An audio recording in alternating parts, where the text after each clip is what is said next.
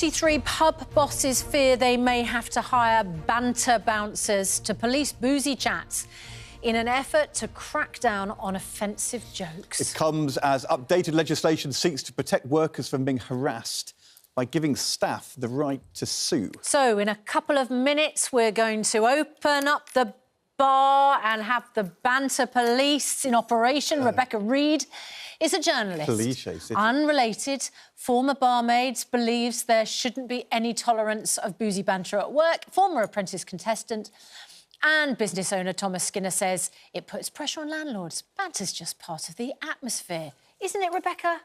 But then banter with the people you came with. Don't banter with the paid employees who are often very young women who aren't able to say, please leave me alone, this is not acceptable. What's the worst that ever happened to you when you were behind the bar? Always about my boobs. Always about my boobs. Right. And I was 18. I didn't need to hear about my boobs from old men. So you would like... This is not a joke.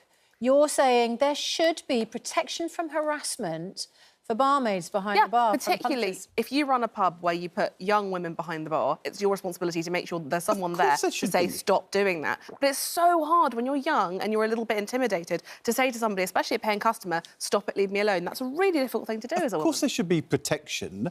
The guy in charge of the pub should be in charge. Not they can serve people or throw them out. Can you use the law to police what's said in a pub, as opposed to actually kind of getting a grip and managing the place properly? I mean, arguably the person, not necessarily man managing it, should definitely be making sure that that's the case. But what happens in reality is that you put pretty young women behind the bar and then give them no support and basically use the fact they're good-looking to bring punters in. I can see why you should be able to sue for that, honestly.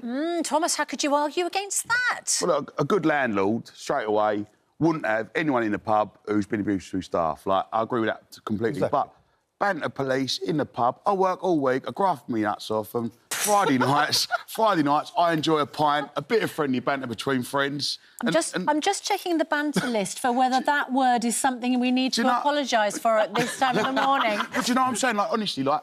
No. Everyone enjoys the pub on a Friday night, I especially do, and banter between my mates, a bit of football, you know. If me and Ed was having a beer, I'd be going, Ed, whoop them, gang them style, you know what I mean? Yeah, but what about the 18-year-old Rebecca behind the bar who doesn't want banter about her body? Yeah, but the landlord should throw them out. If I was in a pub and see someone being abused to a staff member, I'd go, mate, you need to leave, that's wrong.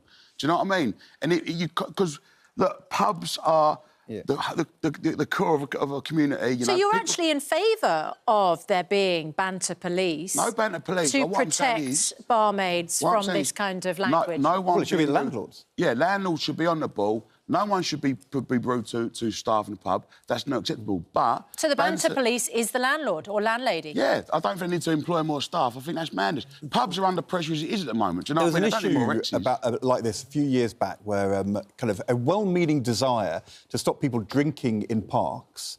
There's legislation, you can't drink near a park, and suddenly there's all these pubs who had bouncy castles in the back garden. You can't have a bouncy castle that close to a pub. They're going to actually make it harder for the kids. Sometimes trying to legislate for something can actually be counterproductive. Isn't it actually, in the end, about common sense and the people in charge of pubs getting a grip, protecting their staff? Do you need the law to do that? I agree with you in theory, but in reality, that's not what happens. And the thing is, banter is often used as a euphemism for really inappropriate behaviour. And there's people like Thomas, who is a nice man, who is having a good time with his friends. That's a very different kind of banter from the kind of insidious sexual harassment-y banter that is often completely ignored.